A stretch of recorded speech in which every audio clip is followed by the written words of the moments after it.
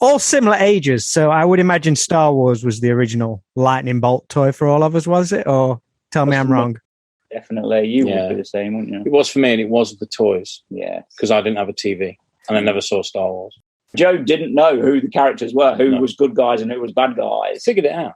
Yeah. Not all of them are right. Pruneface. Pruneface. Oh, yeah. Good guy. Good guy. Doesn't look like a good guy, does he? No, it doesn't. EV-99's girl. Yeah. Yeah, girl robot. But who knew? I didn't know. I mean, to be fair, if you saw the film, you wouldn't know either. It's only in it very briefly. So what was your introduction to Star Wars then, Joe? Was it seeing your mates playing with them, or your parents brought some for you? You saw them in a toy shop? What was it? Couldn't avoid it. It was everywhere. It was everywhere on everything, wasn't it? Lunch boxes and, everything. And my middle name was Luke, which made me really cool. So I looked out on that. I was like, yes, my middle name's Luke.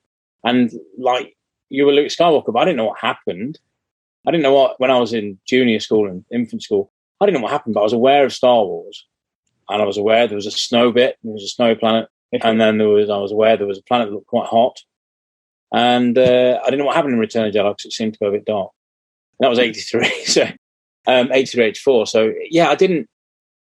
But my thing was the toys, and my dad was the supervisor of the Eagle Centre Market in Derby. And there was a shop on there called Keith's, you might remember. Yeah. And I went to Keith's and I bought stuff off Keith. Keith gave me stuff, to be fair. And I loved playing with this stuff.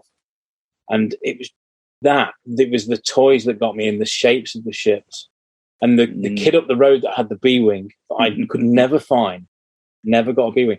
And I was so jealous of this rich kid that lived up the road that had a brand new B-Wing and all mine were second hand. And my mum would cut the guns off everything. No guns. Yeah, snow speeder. You can take the guns off that, Mum. Yeah. But no, saw them off. Mum, all you got to do is just twist it and it'll come out. Yeah. Just pop it up, twist it, and it's off. But Mum, no, I'm going to saw them off. Oh, man. With a little hacksaw, sawing all my guns off my ships. Do you recall any particularly huge birthdays or Christmases as kids when you're after that big toy? It was always the ATAP is the legendary one. Because of where we're from, Power Toy was just up the road. So for me at Christmas, my parents had acquired from somewhere a lot of Star Wars toys. What year would this have been? This would have been sort of like early 80s, wasn't it? 82. About 82, yeah. And yeah, so really we'd walk downstairs in the morning. Oh, Santa's been. And there'd just be a lounge full of presents. Oh, yeah. Good times. We had a good childhood. Not many people can say that. What about you, Joe? What was the big one? Do you remember? Well, I'm a Jehovah's Witness, so I never had Christmas or birthdays when I was a kid. But what I had was present day. So we had present day, which was kind of like when Mum and Dad got a bonus, normally. A bit more money lying around, or when the sales were on. That was a normal. January was a very busy time, and we'd get like a present day. Or it would time with Mum and Dad's anniversary. It'd be lovely. But my mum did, I had like a breakfast tray. I know most people look at me and think he's seen a few breakfasts. But I had this breakfast tray, and what we used to do is cut out the toys that I wanted, and she put them on the breakfast tray, and then she put it on that clear plastic foil that covered it. She put this clear plastic on it, so like a vinyl, and then I could see all the things that I wanted. And there was loads of things, but it was always Star Wars throughout my childhood that kind of got me through.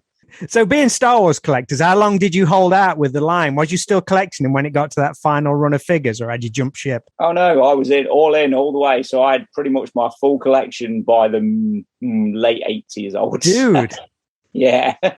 Yeah, I was pretty similar, I would say, although I didn't consider myself having to collect all the characters because I didn't know who the characters were, and I rarely had them with a card back because mine were all second-hand already. Yeah. But I was buying them in 1987 and 88 still for like yak face at 50p. That's the thing, you'd still find a lot of Star Wars figures at Cabbage there, always back then. Tons. Wow. In the 90s. That's how I finished my set. Yeah.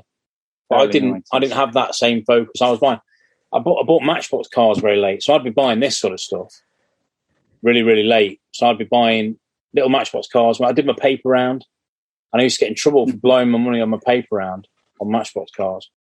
But the news agent I worked for was really happy. I think I kept them going with kept them encouraged to keep Matchbox I was the same, but with Garbage Pail Kids. All my paper round money went on Garbage Pail Kids. Yeah. They are collectible now. Just the trading cards. Yeah. Can you remember like the little plastic figures they did at one point? I was just going to say, recently, while we're on the tour, actually, from Plastic Crack Collectibles, episode 1, I managed to get a full set of the 10 original plastic figures, and they're so hard to find. Man. You had a bit of buyer's remorse on them, didn't you?